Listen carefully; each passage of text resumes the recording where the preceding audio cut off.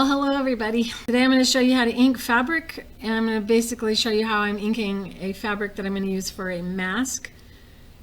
If you've been watching my Facebook posts with masks that I paint for people, this is the process that I use, but you can use this same process to make fabric for your own quilts. You can make an entire quilt out of your own fabric.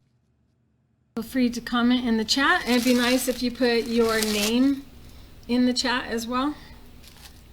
So not only do I use the Glad press-in seal for my plate, which I'll be using as a palette, but I also use it to cover my surface that I'm going to ink on. And what I use for my surface is, this is a canvas board that you can buy at any of your craft stores. It's a really nice surface to actually ink on, and I take and this, I hope this is not obnoxiously loud for you. So we just take and place the Glad wrap right on the actual canvas board, and you can smooth it out so it's nice and smooth. You can also use the light tablets that we sell at creativefeet.com. We sell the Cutter Pillar light tablets, and you can take and place a design beneath your fabric and ink with a product that they have available for that called glass. And it's like a piece of glass that goes over the light tablet, and you can print out your design on our air filter material. And this is the filter that goes behind the fabric that faces the public, so that you know that you're most protective against the virus entering your mask.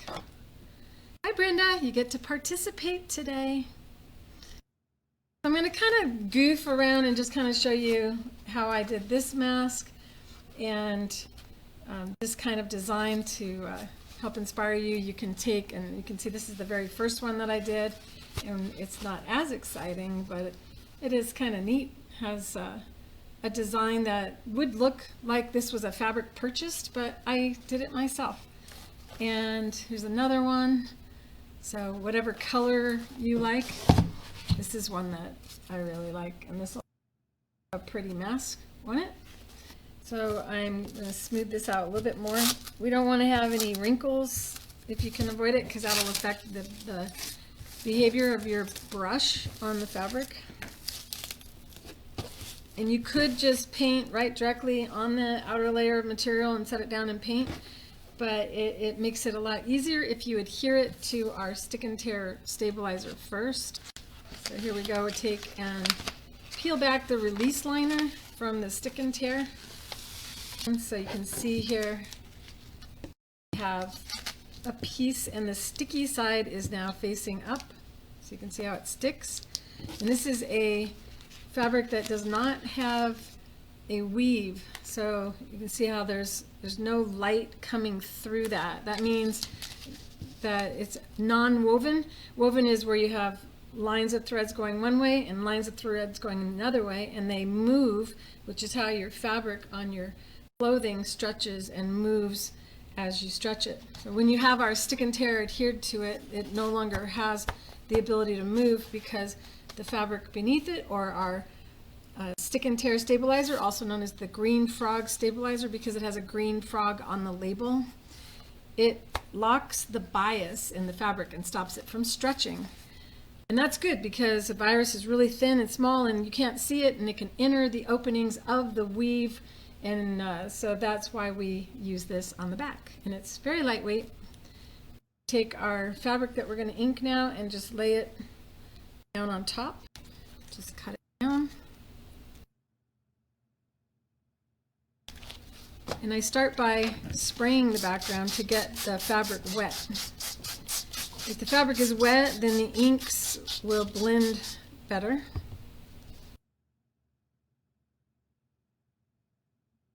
And the inks are available at creativefeet.com. They're also available at other outlets that sell art supplies. However, most companies do not carry the entire line of all the colors, which we do. These are a fabric ink, and that makes it different than acrylic paint. So if you've ever dealt with paint, you know that it stiffens the fabric and it would actually block your airway on a mask. So these come out in the consistency that you can actually use them with stamps. So if you're not that artistic but you want to create a fun mask, you can do that. You can even take a potato and go old school and chop up potatoes and stamp on top of your mask with a potato. You can use sponges, and you can also fill up water bottles, which I've done before, and put some ink in it and shake it and then spray it, and it gives you a fine mist of ink on it. I have another video on my YouTube channel where I show you a lot of that. This time I thought I would just show you how to do it all with brush. I shook this to get it to blend up and see the consistency that it comes out. A little bit thinner than paint. And the brush I like to use for my backgrounds is a fan brush. Fan brushes are nice and help you to blend real easily along the edge or on the surface. So, but I also am going to take and wet that as well to get it to be what's called a wash. If it comes out like that, it's going to do that on your fabric as well, so you can kind of test it on the actual plastic wrap that you put on there to see what you like. And know that you're not going to, the most important part of your mask is the center portion of it. So when I wear this mask, focuses on the flower. The rest of it around the border is not that important, so you can start by coming in on your edges and get the hang of how it feels. Since the fabric itself is also wet, it helps you to blend and get that softer look.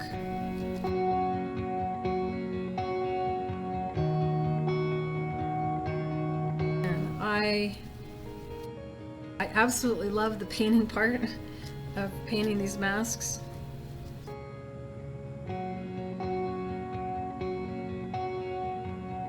And if you want, you can also view my video on how to make the masks as well, which is on my YouTube channel. So see how nice and soft that edges that we've created, and kind of trying to mimic what I did before. So I have, but I had purple along the edge, and it's not going to be exactly the same, but that's the fun of it. It is art, and art is not supposed to be identical. Well, actually, art can be whatever you want it to be. I think I will toss a little bit of as well, this color. We're not working on a pattern so much as just kind of give it depth, as if there was flowers and plants behind and they were blurred because your eye is focused on the flower in front. Another thing that you consider or should consider when doing art is, where's the sun coming from? And make that decision before you begin, and consistently always have the sun coming from the same location. The highlights coming from the same location, shadows are going to go on the opposite side, and that is more acceptable to your eye, and you won't feel like you can't find your petals as much. Another thing that I do is I have 3 jars of water. I have my first one that I dip quickly and then tap the brush on the outside on a paper towel. So take it out and then dab it. And this way you're not damaging your brush. I'm going to show you what happens brush when you put it in your water. The edges of this fan brush, I don't know if you can see it, are kind of clogged up. They're stuck together. It's kind of like mascara on your eyelashes, and it got stuck together and you can't pull them apart. And this pretty much could ruin your brush. But remember, you can always use rubbing alcohol to kind of soften any acrylic type of paint. Know that this is not paint, this is ink, and it is permanent immediately on the fabric. So It's pretty astounding how I don't have to do any preparation, and I've used this on synthetic. I've even used it on elastic so that I can make my elastic match the masks, which is kind of fun. So now I'm going to choose another color, and you can mix the colors to make alternate colors as well. This is one of the vintage colors. They released vintage colors later, and I really like them. This one is like a mint green, and then we have the lilac and the blue, a soft blue one that goes with it. I also have neon colors, and sometimes I add neon colors to, like a regular pink, I'll add neon pink to the pink because this is a little bit more translucent than the other inks are, and it makes the color pop, and people go, how'd you get that to look like that? And it's just doing that. Take and get some lavender in here, and you don't have to worry about bubbles or anything when you shake it. Sometimes I am not patient enough to peel the wrapper off. A little bit goes a long way. I only put that much green down to show you the consistency of the inks. White is the only color that will actually change the actual feeling of the material, which is why I tend to start with white fabric and only use white if I absolutely have to on an actual fabric that we're going to sew through, because it can kind of make the needle stick to the fabric when the needle exits, and that can cause skip stitches and thread shredding. As for those of you who don't know, I teach sewing as well, so this is not just painting a mask, but science behind it is also for the sewing part. So I'll go in and out of that. You can refresh or add more water to your mask to keep it wet, to help it blend. Another wash. So this washy consistency makes it easier to blend the colors together so that you don't get a harsh line like you see there.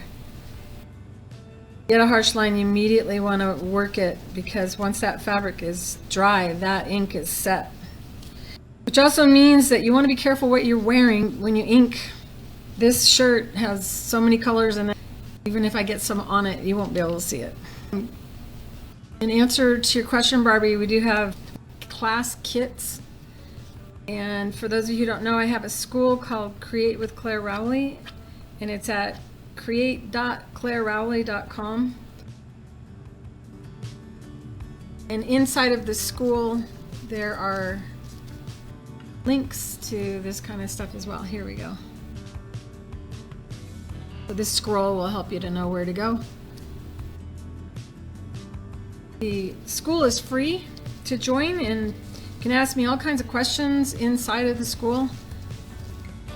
And I like it when you ask publicly, because Creative Feet products have been out for 31 years.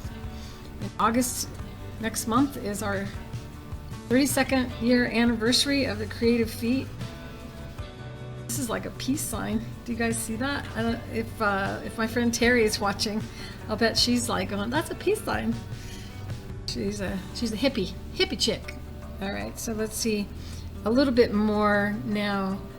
I think I should add some yellow, because the yellow really is nice on the background. Kind of looks like the sun, and that is what I was going for when I did place that yellow there. And we have more than one shade of yellow.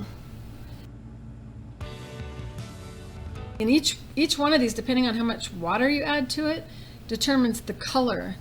So this bottle is like 8 different colors of yellow, or shades of yellow, and this one is the same. You add white to this, and now you even have more shades of yellow. So it's amazing how many different colors you can get from. I'm going to go with the real yellow, which if you bought our kit when we first did the Babbling Brook, which is a class you can take at the Create with Claire Rowley.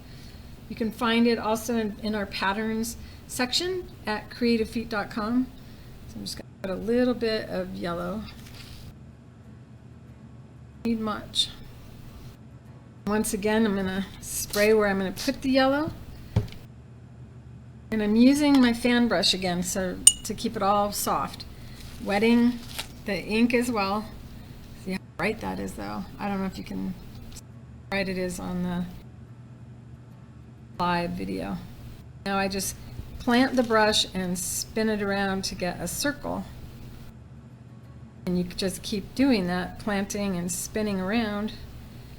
And it helps you to maintain a circular shape instead of trying to go like this to make a circle. That's much harder. So push and swing it around, and it looks a lot like tie-dye, and you can use all of the same techniques you use in tie-dye, including putting salt pieces down on top. It leaches out the water and creates patterns. This stuff is amazing. Right, so let's see. I think we need a little bit darker purple. And I didn't really elaborate on the fact that I have three jars of water.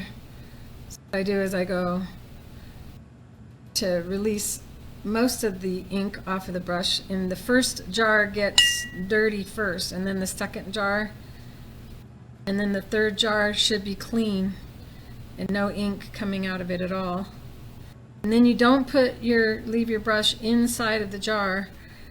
Put your jar, I like to I select the brushes I'm going to use for my project, and this is the top of an egg carton, and just place your brush in there so that it's always laying down flat. The bristles will stay nice and soft on the tips.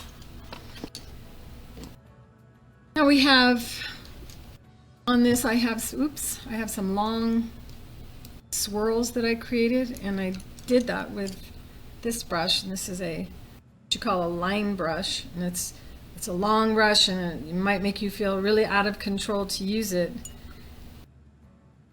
but it allows you to do swirls. I'm still maintaining the softness by not allowing or having the fabric dry. So what I would do to speed up the process is, if I'm totally excited and happy with the back, then I would dry this with a blow dryer and then go in without adding water to the fabric to get your stronger lines. I was going to have one of these ready for you.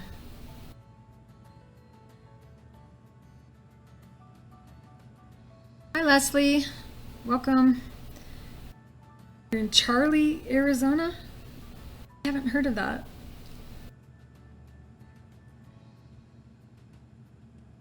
How many of you have done painting before? And you can give me a thumbs up for that if you want. So once I've gone through and I have done enough of this, I can actually darker purple now.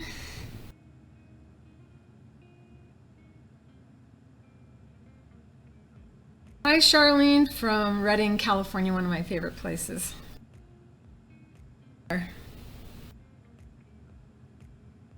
I've almost always been there though when it was snowy. Amazing how tall that. Mount Shasta? Is Mount Shasta right near Redding? I think I'm right, but I may be wrong. Remember, go into the dirty jar first, get as much of the ink off, then go to the next one. And this is how we always know we have a clean brush, and you don't want to have drips. So I lay it down sideways and kind of roll it to make sure that I don't have any water building up inside of there. And this time we're going to load the ink without diluting it. And remember, I've chosen, well, that's the sun. So the sun is actually going to be coming from behind, which means the shadow is going to change all the way around. So it's going to be a behind because the sun is shining that way. And this doesn't really matter that much because I'm not really painting anything that really matters right now. Shasta is about an hour away. You're in the triple digits today. Wow. It's been that hot here. We're in Arizona.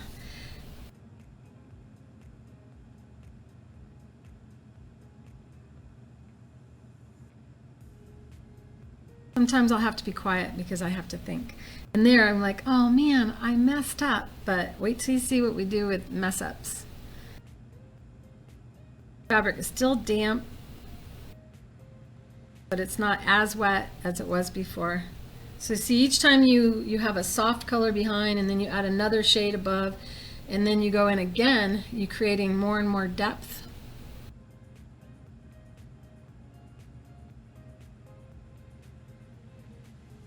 After this, I'm going to be actually painting this kind of design for my chiropractor. Bartering. And I'll share pictures of it when I'm finished with it, so you guys can see how that turned out. So we have that now. I think I'm going to show you how you can also just splatter. And this is actually kind of good, especially when you're first learning. Because if you add splatters intentionally and then you splatter something, well, you'll be like, I don't see it. And no one else will. And it actually kind of gives it more of a fabric feeling to it when you have these little splatters. I really like it. Unload that dark purple, because we don't want to get carried away, even if you love purple.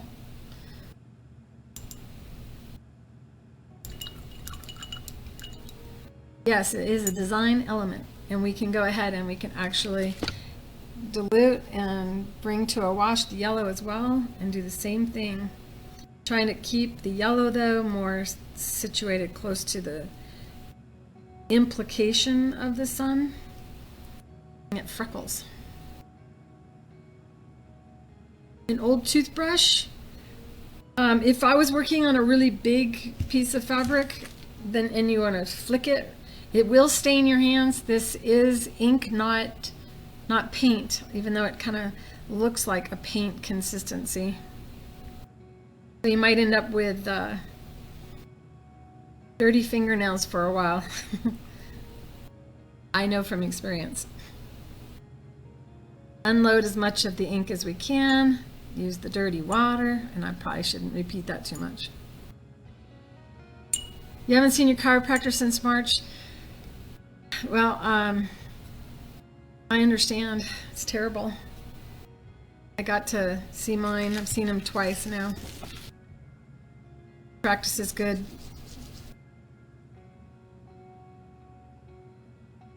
And I'm going in with that same green, but notice it doesn't have as much water, so you can see the freckles appearing on the fabric. If you add more water to your brush, you can get different levels of freckles or spots, whatever you want to call them.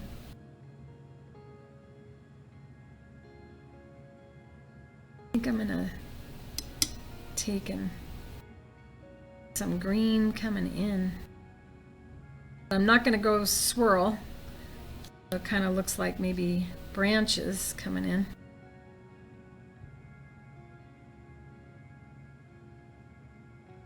And I may not like that, but you know what? It gets hidden on the sides of your mask, and this is the area to be brave. Another thing to remember is to ink fabric for the sides as well, and if you want to make the inside of your mask match, then have all of those fabrics ready so that while your inks are out, you can make a completely matching mask. We're using 65% polyester to 35% cotton because it reduces the chance of bacteria building up inside of the mask. The bacteria comes from your body as you wear your mask. I would say that you're probably going to want to know, what colors can I not live without? Navy. Navy is the blue that looks like blue jean. So if you want to have that, and different shades of this are on this. So this is one, well, it's actually two blues. It's kind of a turquoise and the blue mixed together. But this is your blue jean color, and it's great for shadows, along with the African violet, it is also great for shadows. A lot of people try to do skin tone and can't figure out how to get skin tone. Know that skin tone is green and purple and blue. That is what you see inside of skin, and I know because I'm a fine artist as well and paint faces and stuff. So and when I was learning, I was like, why can't I get the face to look like skin? I don't know how long I'm going to paint.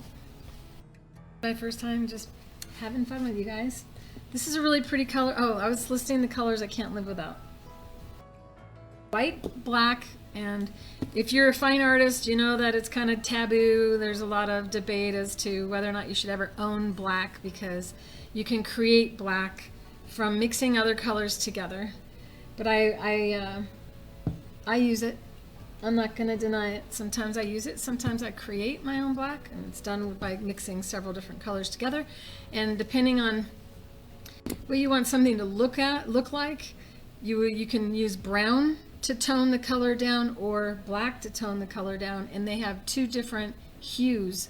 And if you are going to do a painting and you want it to have cohesive appearance, you want to use black to tone all of your colors. Don't mix brown and black with your tones, because that'll make the colors kind of not look right, which is a challenge people have when choosing fabrics for quilts as well. Okay, all right. Colors you can't live without. You don't really need gray, because gray can be easily created by black and white. However, a lot of people like to get gray.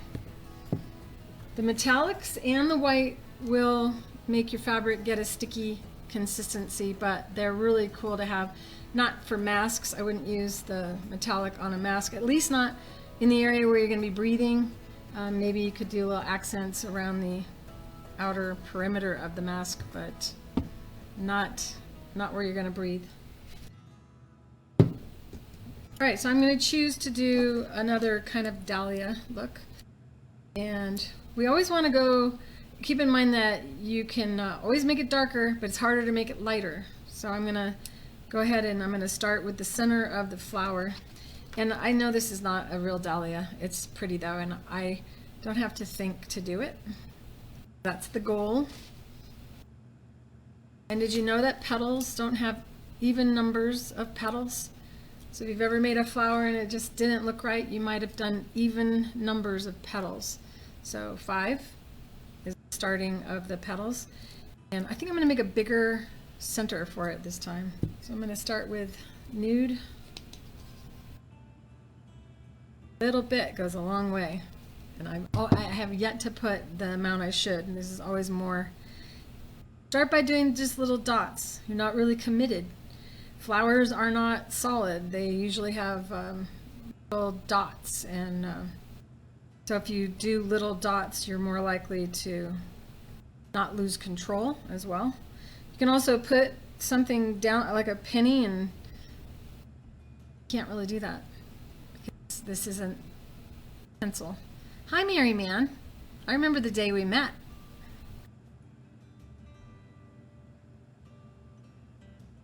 I miss seeing you guys at shows.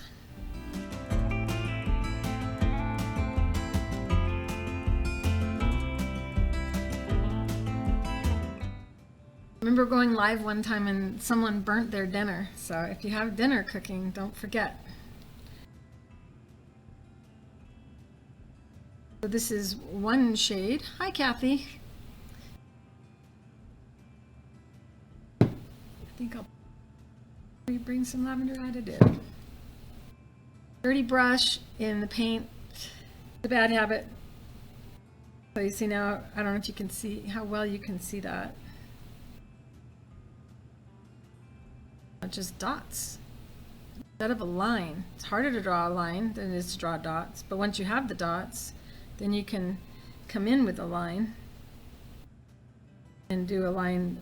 And I don't just go around in one stroke on a line. I pinky down to stabilize and then come around. This is a bigger brush than I would normally use. Now I'm going to remove or unload that paint or ink and make sure we call it what it is. And with a little bit of damp Dampness on the brush, not too much. Go in and blend that line and make it softer.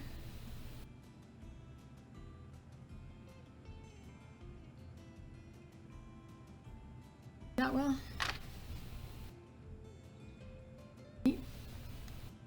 It looks kind of weird, a little bit like an octopus right now.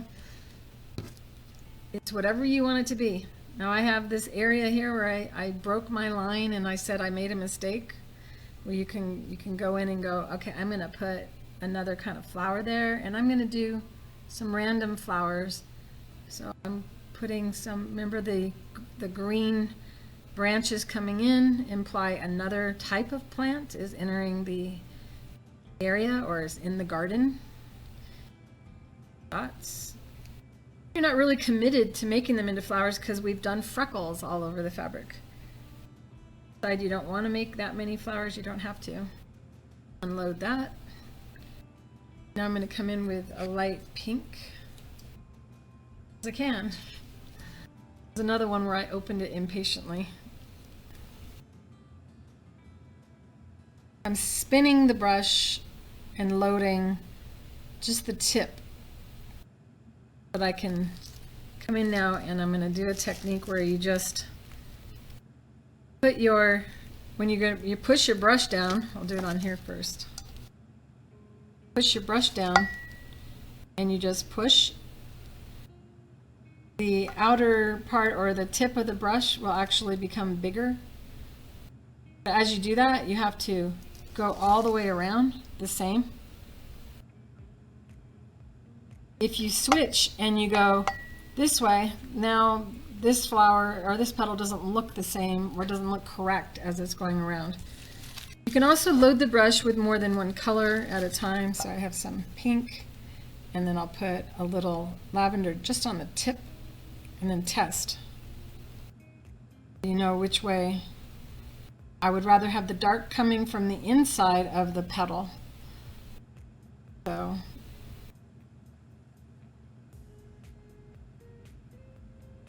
and this just kind of looks like little flowers and you don't have to do any shading, but you do need to make sure you spin the brush or go all the way around like that.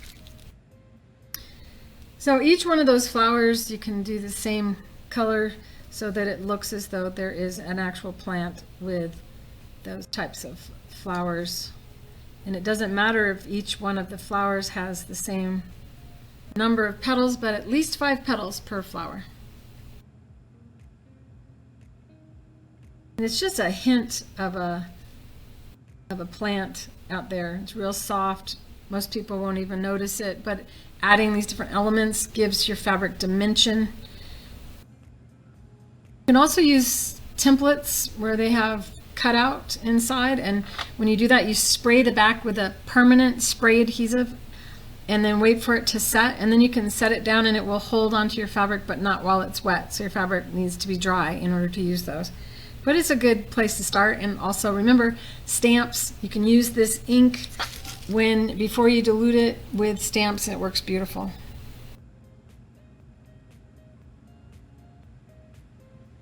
Any of you have any questions?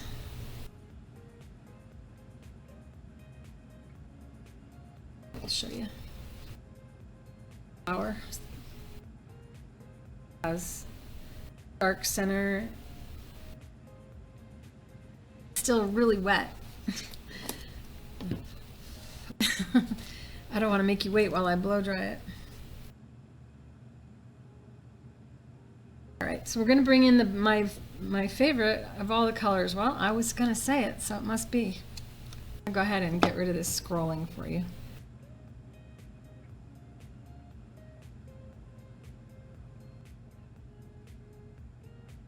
Break from that. So this is the navy.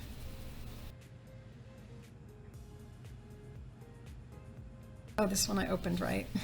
Just open them all correctly. It's so much easier to be able to just pop it open.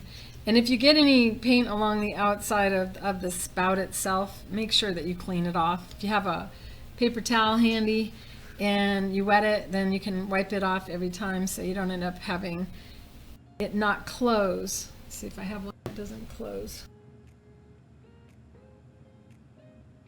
think I cleaned them up. Maybe. This is what happens. You can see the ink starts to create its own like rubber seal, and then you can't close the lid all the way, and you may not be aware that it didn't close all the way, and then you end up with dried out ink later on. So go in and it just peels off. If you don't want to get your fingernails stained from the ink, use rubber gloves. Too late for me. And just a little bit of the navy. And that's the first time I did a little bit. A little, I mean, just a very bit, little tiny bit on the tip. And now I can choose where I want to have my shadow. In this case, because the sun is behind it, and is free. I'm free to choose more spots. Now I'm going to come in and add a little bit color there, and then go in with more dots. And try not to make the dots an exact pattern. You want them to be inconsistent. And we're going to go in with the lightest color to create a roundish appearance like you see here.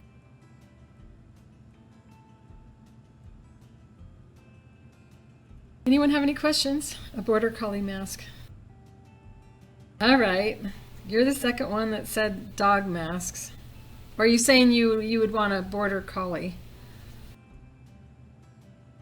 picture? I did a lot of different ones. I made my cousin, I didn't post these ones yet, but my cousin Lori is a cat. She's got red hair naturally, and so we made her an orange-haired Persian, and she looks great with it. And then my brother-in-law, I made him a Goofy, so his eyes are Goofy's eyes. And my brother, I made him a horse, a smiling horse. And so it is a little bit off-putting because you don't know why people are staring at you until you get the idea that everyone's going to stare at you if you paint your own mask, because the colors are so intense. So now I'm doing pure white. And remember I said limit the amount of white you use, but if it's diluted, it's not going to be as sticky. And this is true of all inks. By the way, I tested all of the inks available, and this was the least expensive and the only one I didn't have to do a considerable amount to prepare the fabric and then also to seal it or make it not go off. And even though I followed the instructions on some of the others, it still faded after the first wash. There was no loss of vibrancy to the fabric with this. It's amazing. So you can put the time in to use this as a quilt. So I've decided I'm making the sun kind of more on the top. That means that most of the highlights will crest on the top of everything. So if I wanted to make these things look more dimensional now, I would go in and do a line. And this is just a very, very tip of the brush. And then here. And notice I leave this area blank, and then I can come here because the sun would hit that, but it wouldn't hit it consistently. And this is how you can get ribbon to look like ribbon, by knowing where the light is coming in. Or if you write words and you want to make it look like the words have shadows, just think, would the sun hit it? Would the sun hit it right here? Yeah, it would hit it there. Then the sun can't see it here, but then it can see just a little bit there. Most important thing in art, and I didn't learn it until I was in my 20s. And I've been painting since I was 7, so a little bit more of the blue to create a shadow on the back side of this. Really wasn't going to go for making these dimensional, but I guess I am. Because you can do whatever you want. That kind of erased my mistake. There really is no mistakes in art. It's just another look that you didn't know you wanted.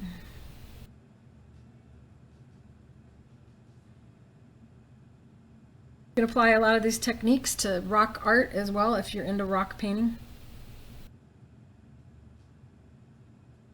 If you're not into rock painting, so much fun. You want me to paint you a border collie. So here's the thing, is for me to paint a mask and actually sew it. So if you want to sew it and I just paint the fabric, then it's cheaper, but I'm going for probably $125 to make the mask and paint it, depending on what you want on it. Because sometimes I'll spend 8 hours or longer on a single mask. I don't have a lot of time to have people that are in my life that I haven't finished painting masks for yet, that I really need to do that for, that I promised that I would do it for, and their family, so they rate up there higher. It's everyone that I've painted a mask for, I had to wait quite a while for their mask. Except for my chiropractor, if I get it done. He's like, if you don't get it done, it's okay. I'm going to California on Wednesday, so I'm probably not going to film his mask because I want to watch TV or listen to a movie while I paint. I don't just hear myself talk.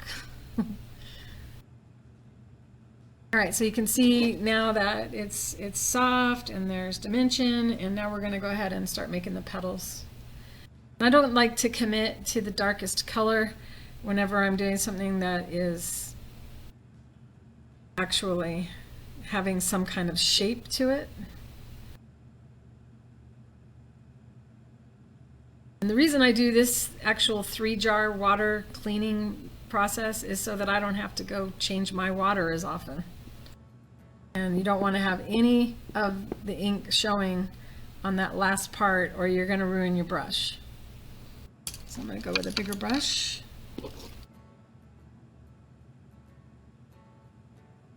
There we go. And I have tons of brushes. So some of them are in terrible shape. This is why I teach you the way I teach you, so you don't destroy one of your brushes. This one has been through a lot. You don't want to use a synthetic white bristle brush with this because it won't take the ink as well, and you'll be more likely to get big drips, unexpected drips. Okay, so we're thinking, okay, we have 5 petals and we want to make sure that they're equally positioned along the perimeter of this circle. And I'm going to go ahead and I'm going to do a soft pink color because it's easy to cover it up. And just drop the brush. Now, this is not the final size or shape of the petal, but it's a marker or a anchor spot to help me to know where I'm going to go with it. So I'm not committed too much to the position of my petals. Once I think, okay, that's a good spacing. Notice that I'm once again turning my hand to keep the point of the brush always either on the outside or the inside, depending on the shape of the petal. So now I've got 1, 2, 3, 4, 5, 6, 7, 8, 9, and that's what we always want to go for, is an odd number of petals. It's the kind of thing that your brain will notice, and you may not know why sometimes you think something kind of looks like not as good as it could. Your brain has this way of picking up flaws in art, and a lot of artists, we put deliberately in paintings what we call a mistake, and it causes unease on the brain, and it stops you and makes you stare at the painting longer, and you're more likely to buy it. As long as you don't make it too big of a mistake. Now you see I'm forming the petals, making them bigger or larger.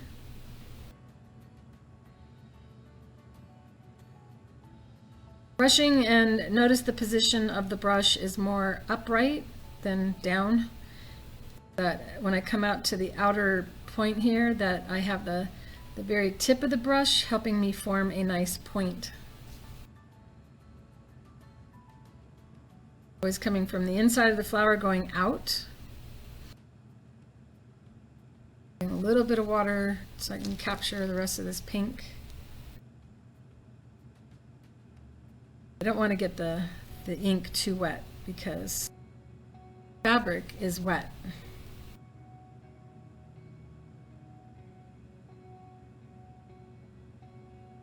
Starting to look fun. Do any of you already have the inks? Have you guys played with them yet? All right, so now I have my next petals. You can see these were a lot smaller than what I did, so I'm evidently going much bigger this time around. So next I will do my next petal, which is space or in between these smaller petals. So, and it's going to be a much larger one, and that's just whatever flower I created when I doodled this. And I'm going to go in with another shade. I'm going to use this is the nude color. It needs to be a little bit wetter. Rather than having to reload the brush with water, I just give it a fine spray just in that spot. It's also a good way not to let any of the inks dry, so you can use them all the way up.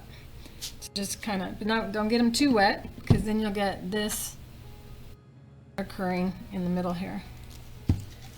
Unless you want that. So now we're going to do a bigger petal coming out from there. Going back in afterward, and this is, people ask, why does your art look good? I struggle. A lot of it is that when you're new to art, you tend to want things to happen faster and don't realize that a lot of art is done in a long process of layering, like I'm doing here. So in between each petal, I'm doing the top of the petal, leaving the middle part for later.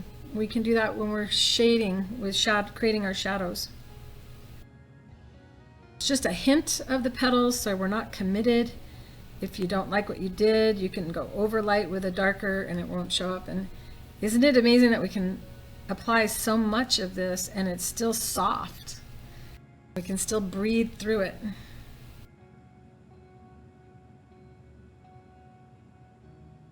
It's mostly because we're dealing with wet. We're wetting it, thinning it, making it a washy ink.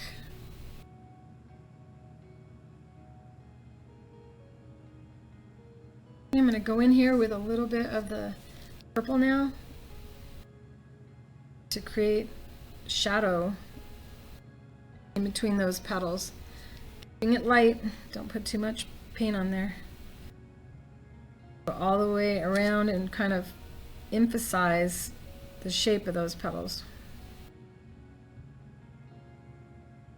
Stick with just the smaller ones to start so you don't get stressed out.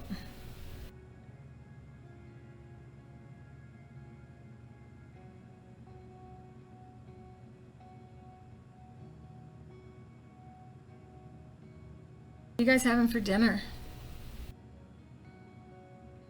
Your employer handed out t-shirt masks. It's just, when the CDC went, anything's better than nothing. And it's true to a certain extent. But you're going to start seeing, I've noticed the news is actually starting to talk about it, that not all masks are created equal, which is why even wearing a mask is not enough to keep you from getting sick.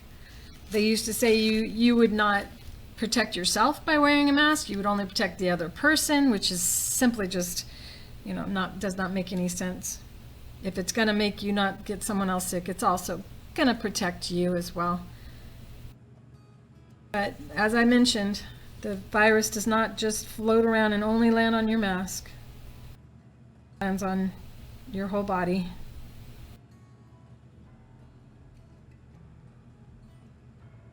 Now I'm going all the way out. This is why I wasn't sure you guys would ever want to watch a whole video of me doing an entire project, because it's been quite a bit of time. Notice oh, you can't really see it. I'm barely loading the very tip of the brush. And the fabric's still damp. So it's allowing me to blend it out. We're trying to get more of a definition now on the flower. A little bit of more loading the brush with a side-to-side motion. Know that I've got it on there and I still have a fine tip. I'm using a round brush and now I'm going to take it up the middle, each one of these. This is hand down and stabilize yourself. Put your pinky down to stabilize yourself. And you want to always come from the center of the flower and go out. As you go higher, the line gets smaller and go in with more than one line, but the two on the other sides are generally shorter.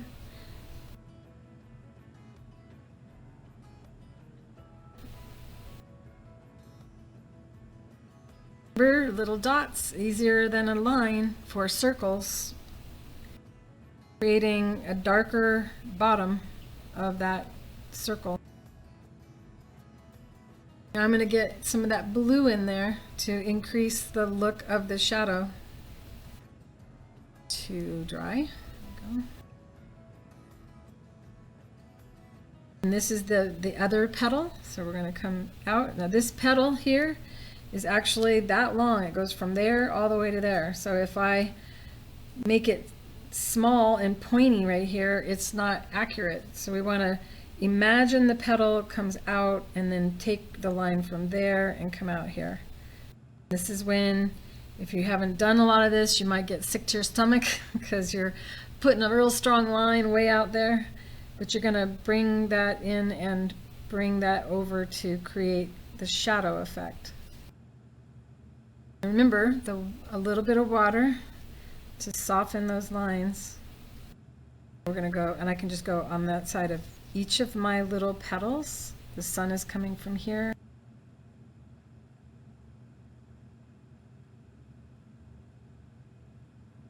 I have to be quiet because I'm thinking. Pretty? Not fun? And if you don't think you can do this, yes, you can. You just have to start. People are always saying, oh, you're just good at everything. No, I'm not. And it took me time to get good at art. I wasn't just born with a paintbrush in my hand. I wanted to get good at it, so that's the difference. Just like if you have my octi hoops. Octi hoops are free motion quilting frames, and you haven't used them yet. And you might think it's hard because traditional methods of free motion quilting have been difficult because of the method used. If you don't start, it's never going to be easy for you. Start somewhere. You gotta believe you can. You gotta have the desire to do it. Sometimes it's easier to do something if you do it for somebody else because we tend to be nicer to other people than ourselves.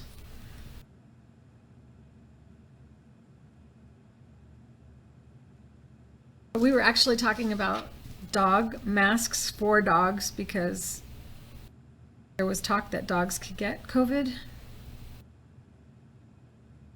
I'm hoping like a year from now, I watch this video and go, oh, that's right. We had a virus going around last year. Oh, I'm so glad that's over. Would that be nice? You guys are quiet. Nobody's talking to me.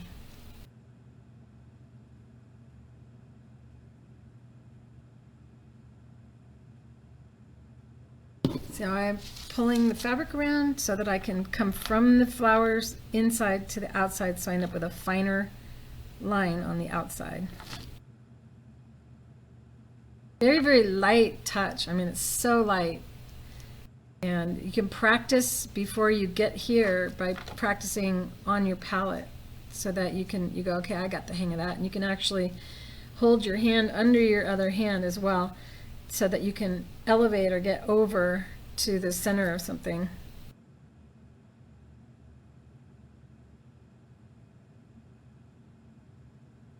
Over there. So you see how you could barely see those petals, but now they're showing up. Now you can tell that color is different than the color next to it. Swarovski crystals to the masks. Just don't put it in the center. The part where you see people go and the mask sucks into their face. You want to make sure there's no obstacles right there in the center. And I was going to do some evening designs, fancy masks, because we can do that with the Creative Feet and show you how to do it so that you don't actually risk the health of the person wearing it.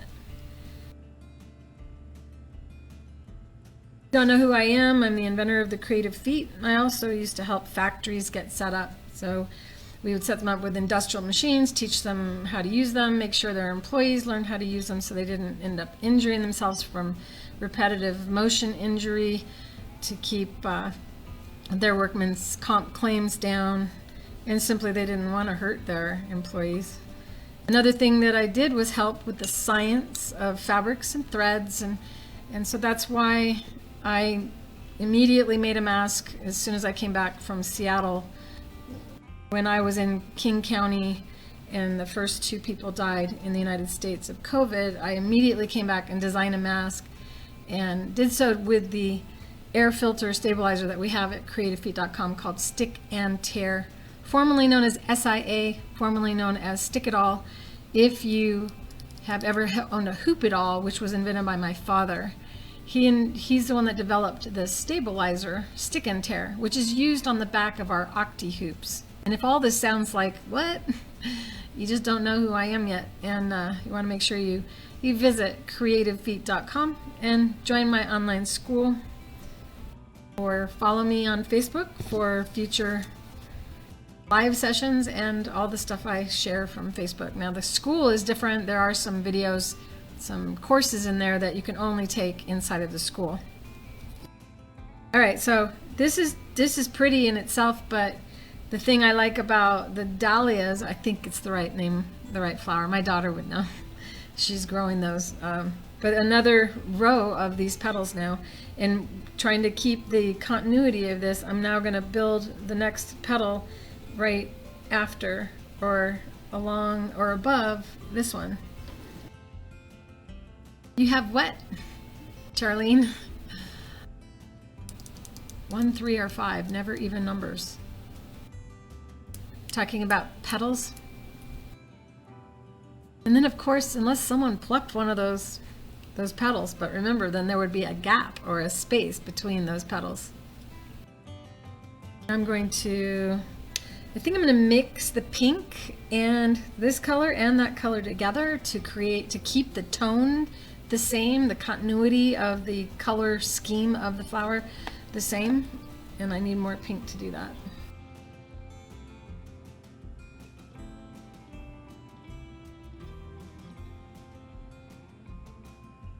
Oh, you have the Creative Feet, Charlene? You have my Creative Feet? 32 years next month, I released the Creative Feet to the world. Long life. Now I have the 2 colors that I've used so far, and I'm mixing the 2 together, creating another color that is tonally correct, or will match. And I overloaded my brush. Load it.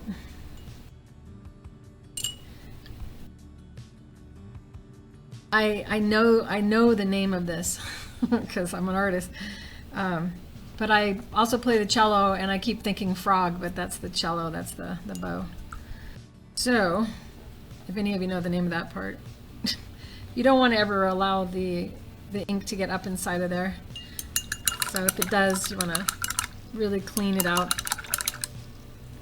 And as I push down, I'm also kind of pulling to see if any comes out.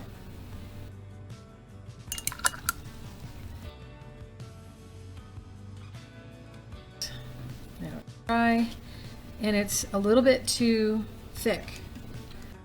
So just a tiny bit of spray on that. And once again, the petal is now going to be this long. I want to make sure we come out from there.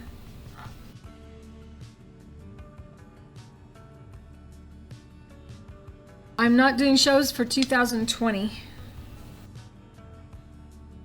And the reason I'm not is because I don't think any shows are going to happen 2020, to be honest with you. I've done a lot of asking of my customers.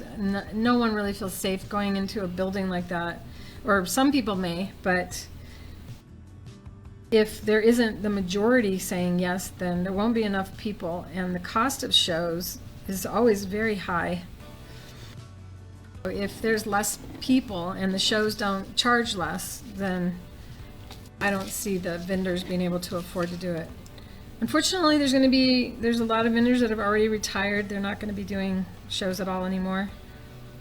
It's just too long of a period. But there's new people coming in all the time that what do they call it? The circle of life. The next generation of sewers that are educators will come in and fill the void. I started, I was the young one, and Nancy Zeman and Clotilda took me under their wing. Now I'm the old lady taking the younger ones under my wing. And then of course there's a lot of this generation that doesn't need any help at all. Incredible talent out there. I really was going away from doing shows anyway, and that's why I built this school. So I was already ready with my school when the COVID hit. And we're going to be opening up the Creative Feed Extensive. That'll be the next group or the next course to open. And that's a monthly course, so every month there'll be another class that on the Creative Feed that correlates with the workbook and video that I created. If you don't have the book and video, know that the Creative Feet do 88 things. They actually do over 300 things. I've lost count. So the extensive is taking it further. For instance, if you've ever wanted to sew piping in a pillow or on a cushion, I have the instructions on how to do that in the book and video for 1/8 inch and 1/4 inch. But I have a technique for sewing piping this big, so that big. I mean, you can make piping as gigantic as you want and sew it in a seam. Yes, you can. My pearls and piping foot. Now I'm going to go ahead and I'm going to keep the continuity by combining the blue with the purple. Not too thick, not too thin, kind of a medium consistency, because we do want to see this line. And then always test it, see if you can control it. How big's the line going to be based on the thickness of the ink.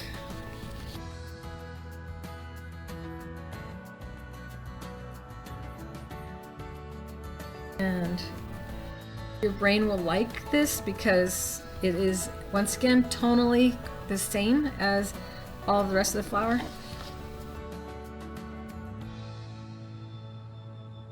Notice that my hand is down. So, and I smiled because Charlene said, I make it look easy. Okay, so it's never easy until you do it and do it and do it. And so the first one that you do, so you can see how this line comes out of the center there, and I'm going to go ahead from the center and come out.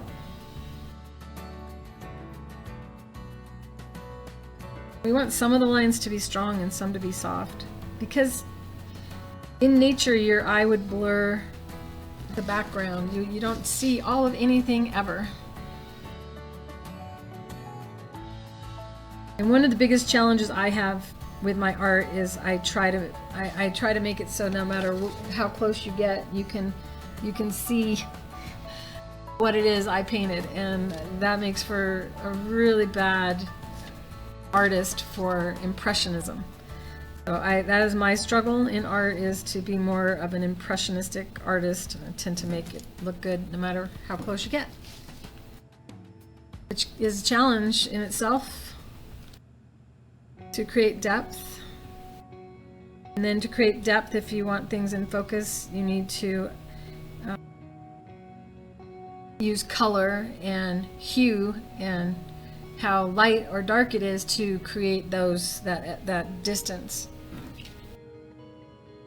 I used to paint 40 to 100 paintings a day. Those of you who don't know that, before I ever invented the creative feat, I worked as a reproduction artist. Reproduction artists paint paintings over and over and over again.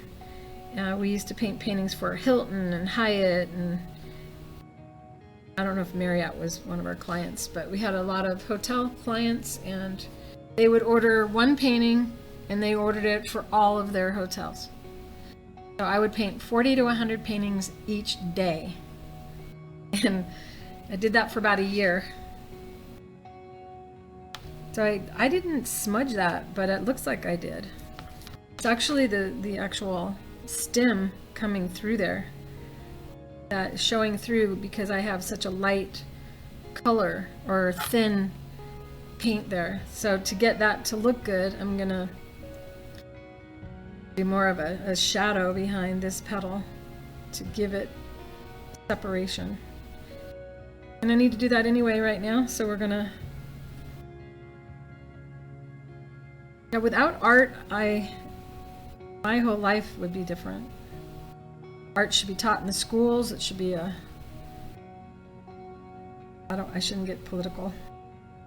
Art should be taught in the schools, because art teaches math, and because you need to understand mathematically how to use it. It teaches science, because you need to understand the science of the consistency of the inks or the paint.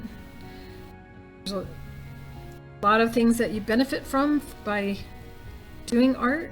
It also is a stress release, as long as you don't give it too much value. First thing you could paint or ink could be a zipper pouch. So this doesn't have to be a mask. You can use this to make a zipper pouch for your dog's treats on your walk, so nobody's gonna see it. Doesn't have to have such a high value. Try to start out always thinking that way when you do anything, including making quilts. A lot of people try to start in college, and then you really need to start in elementary school, to learn how to do these things. But I'm going to teach art more, and there's a YouTube channel that I'm creating. This will be the first video probably in there.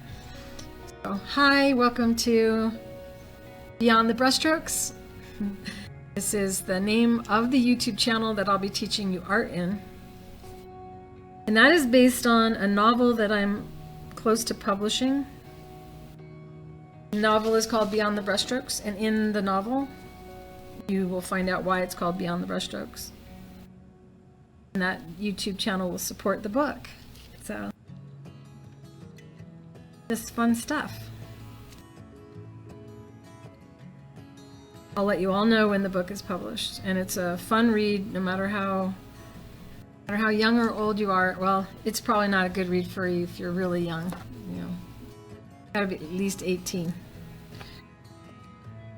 Now I'm going to go with a smaller brush, and I'm going to get some finer detail in there, but you can see this would be a beautiful mask. You really don't need to go any further than that. That didn't take that long, but I could keep going, because the more you put into it, the more rich the art becomes.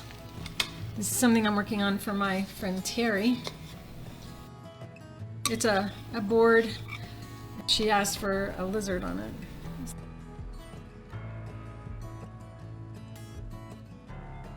Hard with light and camera. This is done with the same paint I use for rocks, and that's regular acrylic paint. Fun stuff. And she brings that over and she goes, "Can you paint me a lizard?" Okay, so now to go deeper with this, I would tonally change this with black, not brown.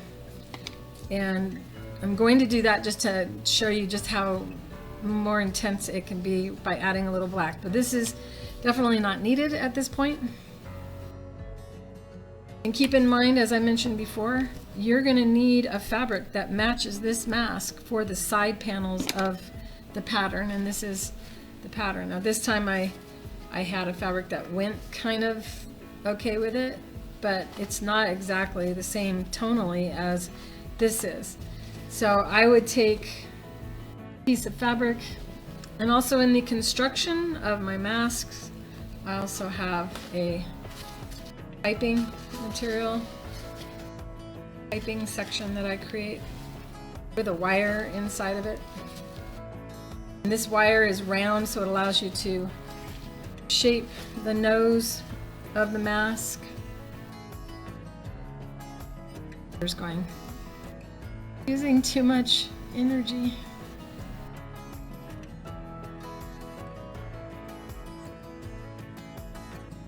So on this mask, because the wire is not flat but round, I can bend it sideways as well and create like a point, which allows you to pull it farther down from your eyes, making it better for wearing glasses.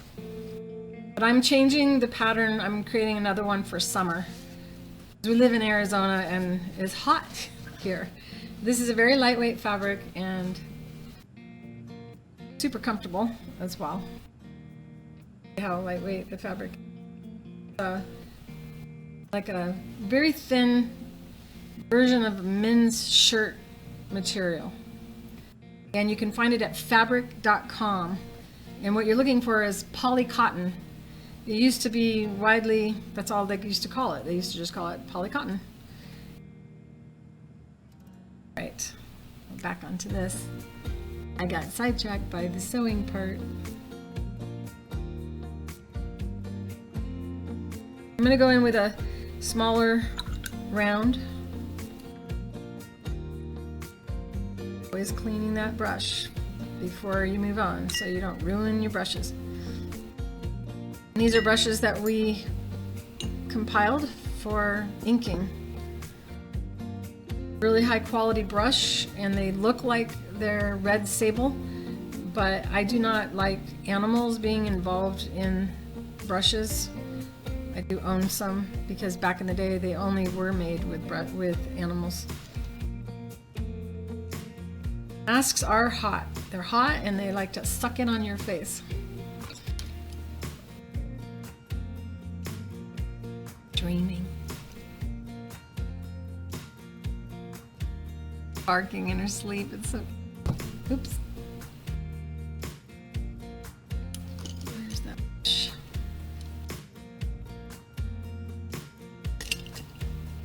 We have flat brushes, round brushes, line brushes, and this is a really fine line brush where you can create real nice little whiskers on cats. If you've ever had trouble doing stuff like that and had a small brush and tried to draw a whisker, that's your challenge. It's just not having the correct brush. Can't find my little flat. This is our brushes set. So you get one really small flat brush as well. And the flat brush is good for chiseling or cutting in along the edge of something, and you use that brush sideways and kind of scrub the fabric. It's good for blending when it's too wet or too dry. All right, we're going to go in with more of the blue and add a tiny bit of black to the blue. Always keeping colors that are already in it, not going straight black.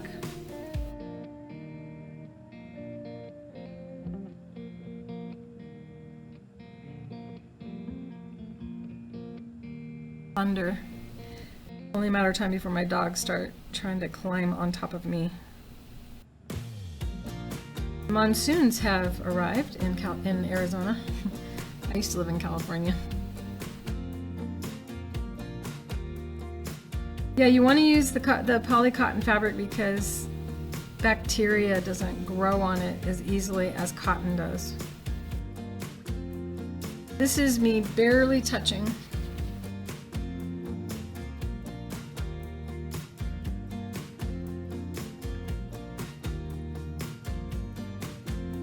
Teeny tiny little freckles on there. They're super small. Barely touching the tip of this brush onto the fabric, creating teeny tiny little dots. And that's partly what makes the flower look more realistic. Don't go all the way up with the dark. You want to keep dark down low, and you can always add some more lighter ones afterward, but it's easier. You don't want to get it thick. You want to keep this light so you can breathe easily through it.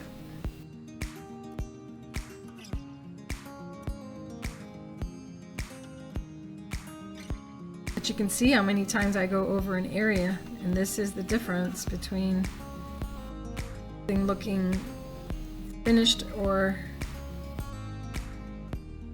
more amateurish, unless you're going for the softer, simpler look.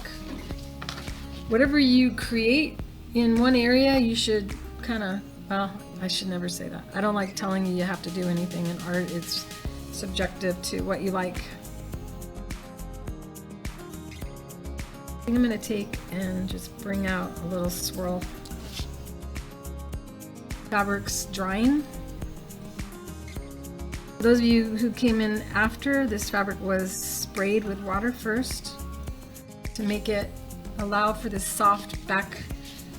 And can you imagine how fun this would be on a quilt?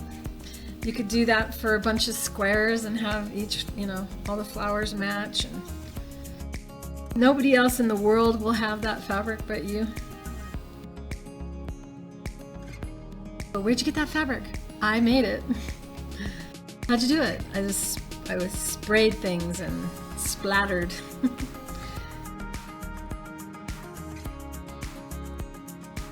Going in with some purple. So I'm really liking it. I like the softness of it. I should stop. It's also Sunday night. I haven't eaten anything. I'm getting hungry. You should always stop when you start to feel like you might be lazy.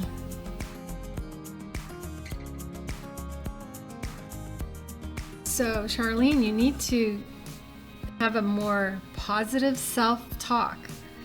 It's fun. You want it to take a while because it's fun.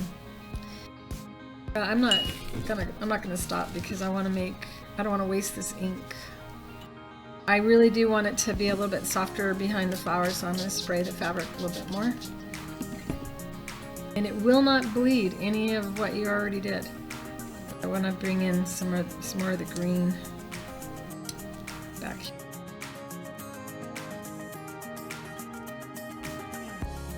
Not all over, just a little bit here, a little bit there. Kind of the implication that there's a leaf behind it. Remember, you can't see the whole thing. Be sorry. Never say you're sorry unless you did something on purpose. And don't say you're sorry for saying sorry. We're trained to say we're sorry more than we should, I think. We're all human. No one's perfect. Now, if you want to accentuate it, but remember this is a mask, so now I have more of a thicker pink, and I'm going from the point into the flower to create more intensity, definition on the flowers. Bring the fabric around so that my hand can stay stable. A lot of times people don't think they're good at art because people picture artists going like this on a canvas with their arm in the air, but most of the time we're supporting our arm, and there's even poles that you can get as an artist, one that it goes onto your hip It's got like a curve on the bottom, and it sits on your hip, and it has a curve for your wrist. And then you can get right up to a canvas and rest your arm on that pole while you move just your fingers. It's the same principles as using the octahoops, elbows always down, shoulders relaxed. And so you can paint longer because your elbows are actually resting on the table.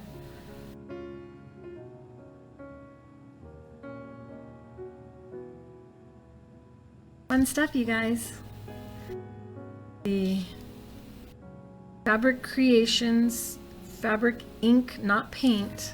If you try doing this with acrylic paint, you'll be actually making it harder to breathe through a mask. And while you don't have to use this to make a mask, this is me making fabric for a mask.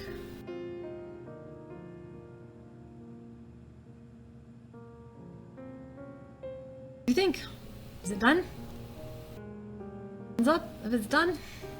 You guys have any questions? I wish it was the live chat right now. Ooh, look, no green stems over here. Most people will not notice that. Make it so that my brain is happy.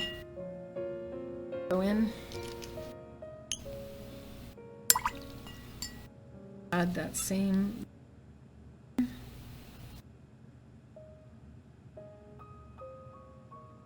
And maybe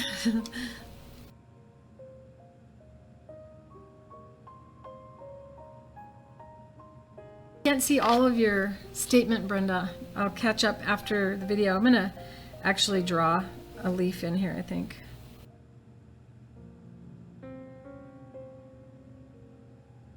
Real light implication, and go in again with a little bit.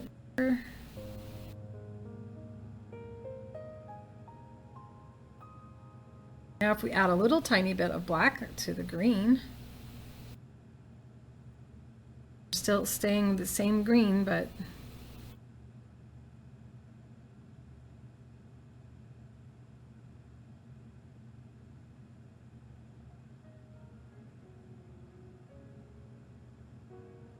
so what's really cool about this is you can ink your fabric and then quilt it and quilt around this flower, or you can quilt first and then color in the area you quilted. It's up to you. Remember that you can print on our stick and tear. This is the actual stabilizer. And then with this behind the fabric, with the Caterpillar light tablets that we have at Creative Feet, you'll see me use them for a lot of different sewing techniques. You can actually cut on top of them, but you also can ink right directly on top. So this would be reverse, though. The ukulele will be pointing the opposite direction because it would actually be on the fabric facing this way and the light shining through the actual. This, I don't know if you can see. Look in the little screen. I can't. I'll just have to show you how to do that on another video.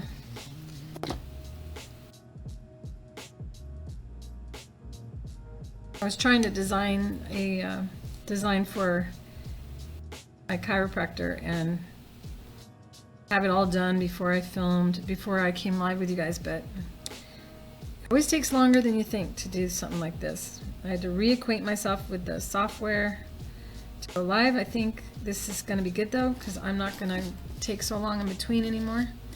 Hi Jane. I recognize your names. This is fabric inking.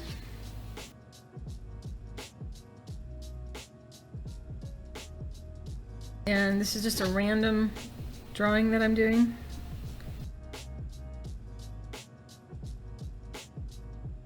The ink wet, so I can kind of soften those leaves up at the base where they are shadowed from the flower beneath or above them. And then a little bit of green out to imply there are more leaves back there that you can't see well enough to make out that they're leaves.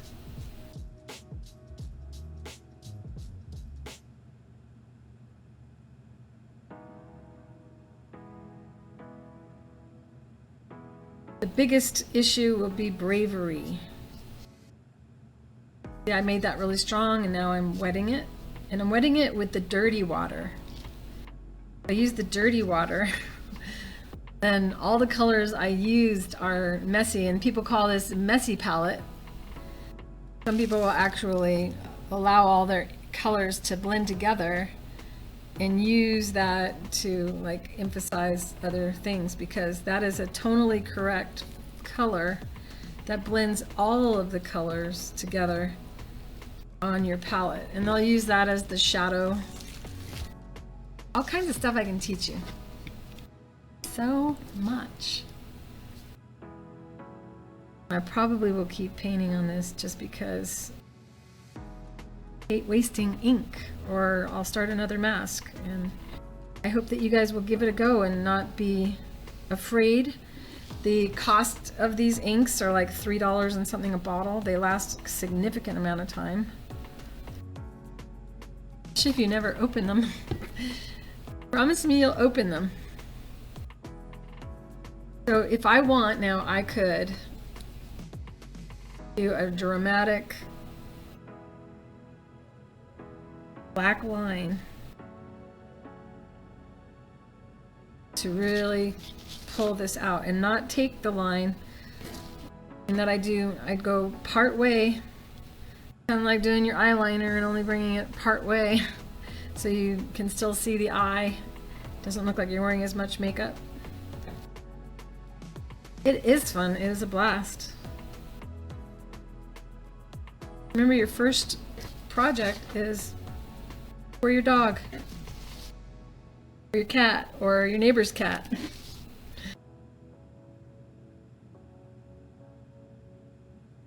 So by going into this area here with an even more darker color, now we're taking the center of the flower and creating that depth where even though the center of the flower is rounded, it's sunk in and the petals are protruding out from it. That's bringing in the black, but kind of taking it and dropping it into the shadow between the petals.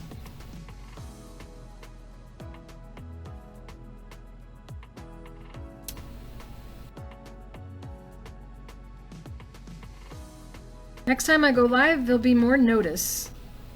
This was me not sure if I was ever going to get it right today. And then when I felt like, okay, I definitely got this,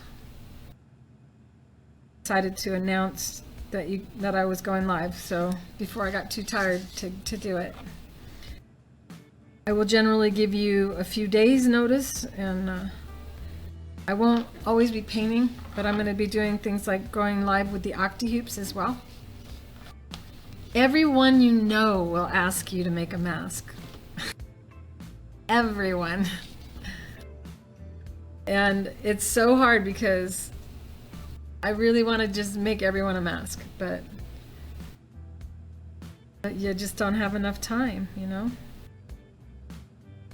Just know that once you make one, and the colors are just so vibrant, you can get, if you're making money from masks, don't feel guilty if you are. There's no longer a shortage. When the COVID first hit, there was a shortage, and everyone kind of felt guilty for charging anything for possibly saving someone's life. There's a comfort in knowing that when you make this mask design and use our stabilizer, that you're making a mask that actually does protect the person from getting sick, as well as protecting the person you may get sick. Got more protection when you have an air filter that's in there. And unlike the kind of air filters where you insert them into a pocket, this fabric is 100% covered by the air filter on the back side. So there's no spots where the virus can float into. Keep in mind you can't see the virus, so it's so small that you can't see it through the naked eye. But if you take your fabric and you hold it up in the air, you can see through the weave. So those little viruses can fly through that weave. If you have a filter and it's only partially covering the forward-facing fabric, then you are vulnerable to having the virus enter the mask. And as I will continually say, the virus doesn't only go into your mask, it goes all over your body, so be careful. And wash your mask every time you go out. It only takes a little bit of time to wash them, and I teach how to wash them in your kitchen sink using dish soap with antibacterial qualities to it, because your body releases bacteria. I hope you got some benefit from this. Notice that I'm going in and I'm adding more dark, and I'm mixing. Sometimes I'm using black, sometimes I'm using blue, sometimes I'm using purple to kind of show that the way the light would hit the flowers, they're not always the same color, even though they are, because of the shadows of one resting over the top of the other. And I really like the emphasis, adding more. But if you go too consistent, if you're do everyone exactly the same, that's where your brain won't like that. But I can tell you that if you did this, anyone you know would be like, oh, I would really wear that. Yes, I'd wear that. And just know everyone will stare at you if you're wearing a mask that has that on it.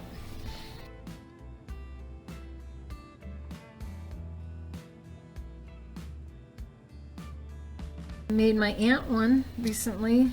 I was going to have that all ready to bring up on the screen, but didn't quite get that done. And she had a hummingbird nest, 2 of them, on her front porch. I made her a hummingbird.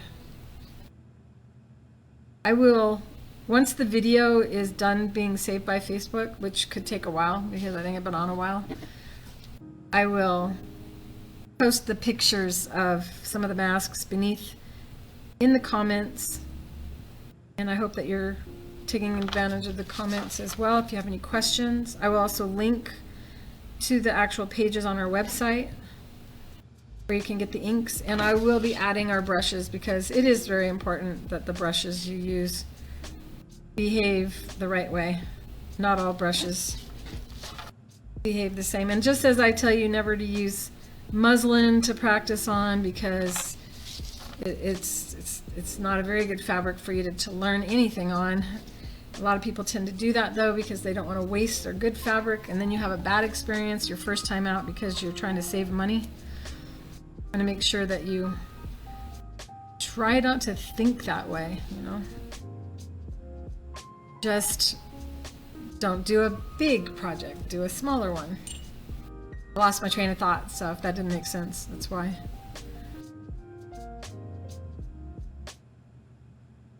Instructor was impressed.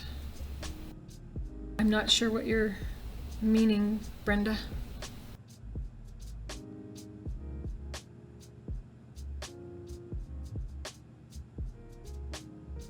Oh, it's so much fun, you guys. I wish you were here and playing with me. This is the kind of thing that I really want to do. So just because I was asked this, my intent is to create live events that are produced by myself, and there are some other educators that also use the creative feet and are equally talented in their own way of doing different things, and our stuff goes well together. And trying to get a group of educators together to do a summit. So know that that will be. Oh, you did one, Brenda. Did one with peach. I did this one. My niece loves orange and peach. Ah, that's so pretty. This is like, I look like I have like a metallic face. At least it looks like it on my end here. I have no idea why that looks like that. I'm well lit in this area. Let's see, hurry.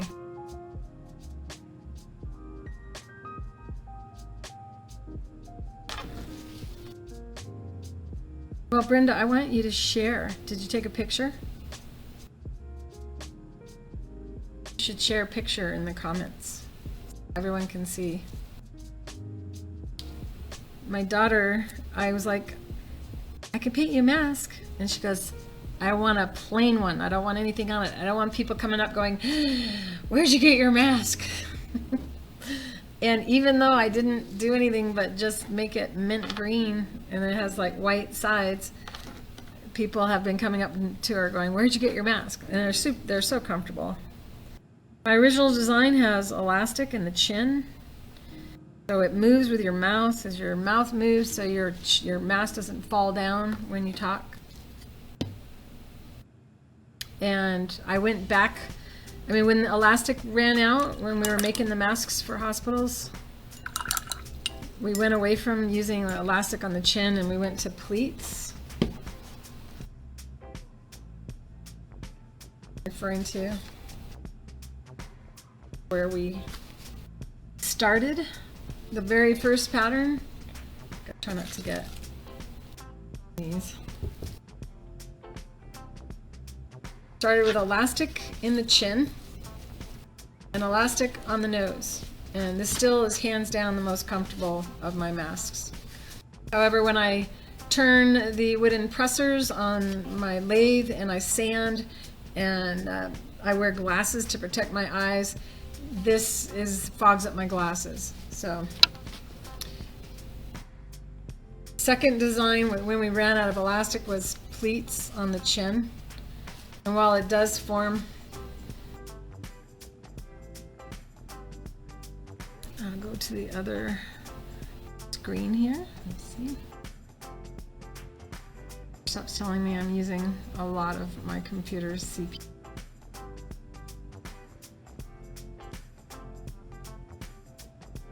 I like one continuous piece of elastic. It's blurry. And me. All right, look at that shine. Isn't that weird? Greasy, but I'm not. All right. You take and put the strap behind your neck, and this is 26-inch long piece of elastic. On men, you can make it a little bit longer. Nice because people can adjust it to whatever length they need it to be. And if they don't want to have a continuous, they can cut it and make 2 loops, because you don't want to stitch the elastic into the mask, because that's what makes it like pull on one side and not sit equally. And a lot of people don't have ears the same height. One's higher than the other, so making them exactly the same, they tend to want to be cockeyed, so it's nice to have that adjustable nature. Put it over your head like that. And the chin, I was a little heavier, but you can see it moving. And see how it starts to fall off your face? That's why I don't like the fitted. It's too fitted to the face. Gain a little weight, get a little bit more down here, it's gonna start to pull down on you. If you made the masks with the pleats, you can remove them and add elastic to your chin to make them more comfortable. This is the most comfortable so far. Elastic on the chin and the wire on top. Once again, I like the continuous loop of elastic, because then I can wear it like a necklace, and then when I need it, I grab the elastic.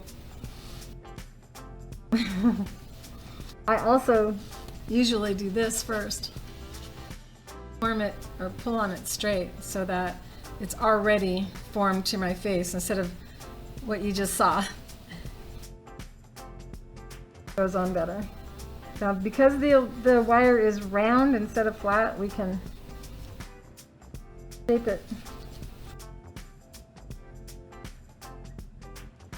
But there's a lot of extra fabric, and I'm going to be modifying the pattern. I'm lifting the wrong side, so see how just moving the elastic, you can adjust it more to your face. Everything's backwards when you're on TV. I need to get rid of some of that.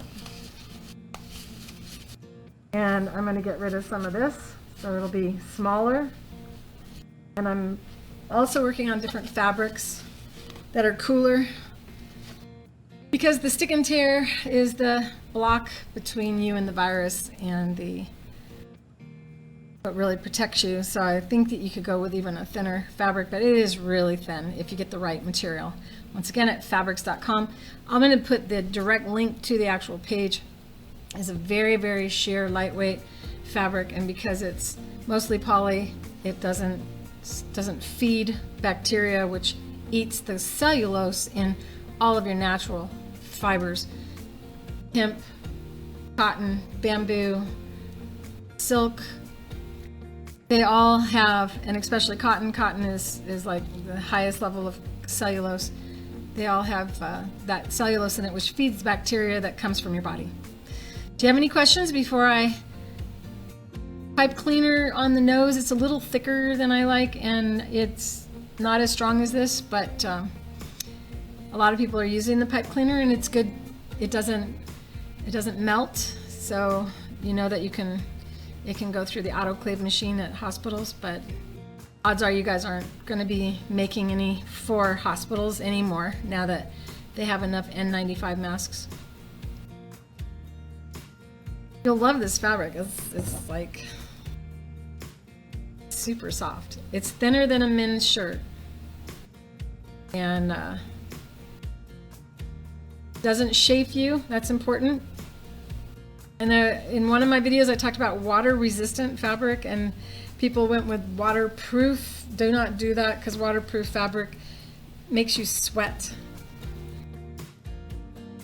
And when you sweat, you are feeding moisture to the bacteria in your mask. It also doesn't allow you to breathe as much. It thickens the air with your breath, just like it's harder to breathe when it's really humid.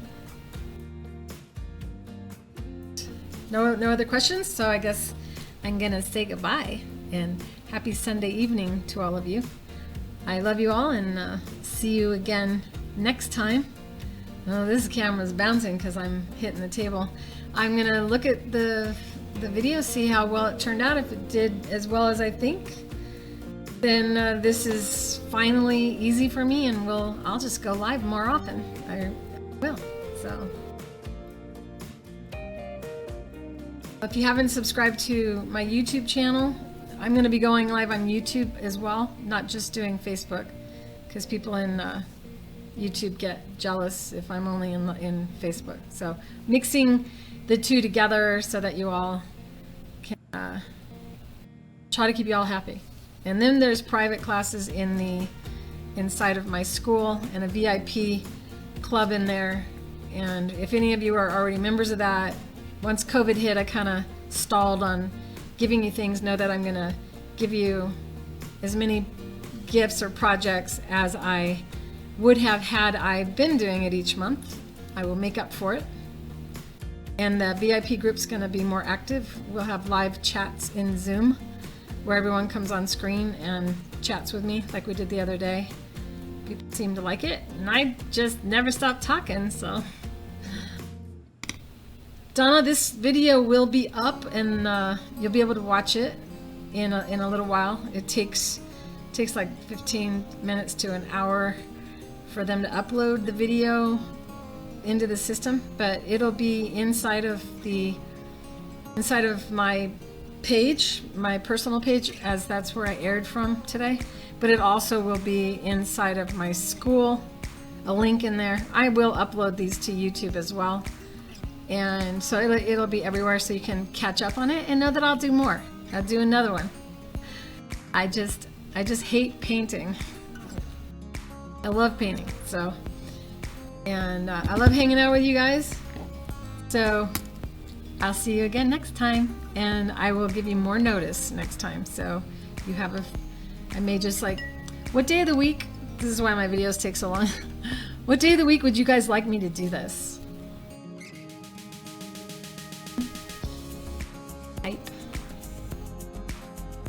Oh, Sunday worked out for you, or is Saturday better? I mean, with the COVID, a lot of people are on Facebook on Saturday morning, I noticed. And Wednesday seems to be a day where nobody seems to want to be online. I'm kind of looking at that to decide what day would be best. You're not telling me what day you want, so tell me in the comments. I'm gonna try to hang up gracefully. It's something that I'm learning how to do better here. It's as easy as this. I usually will go on we're in Arizona. I don't know where you're at, Brenda, but I'll probably do Saturdays. I was gonna do Saturday, what was I was gonna give it some cute name, but Saturday sew along. And then COVID hit, and you all know what happened next. So, but there's the finished project. So I will go on that screen here, show you one more time, give you all of the ways to follow me there. And that is the finished fabric for making into a mask. I like it better than the one I did before. Ooh. Now I look at this one and go, blah, that's terrible compared to that. So see, first try, second try. Hi Donna, you're in Nova Scotia. Ooh, I want to go there. I really there was a show in Nova Scotia that I really liked. Now I love the houses all painted different colors. As an artist, I would love to paint Nova Scotia. Just go in there and paint pictures of it. I think I'm gonna probably do Saturday. I don't know, it depends. I got myself a stand-up paddle board, and so I hate to commit because you never know when it's gonna be windy or not windy. And today we have a fire, and so I couldn't really do any outside activity. So I decided to do it. And you now have seen all of my links. I'm going to go ahead and put you on the thanks for watching screen. And thanks for watching. Love you guys. Bye.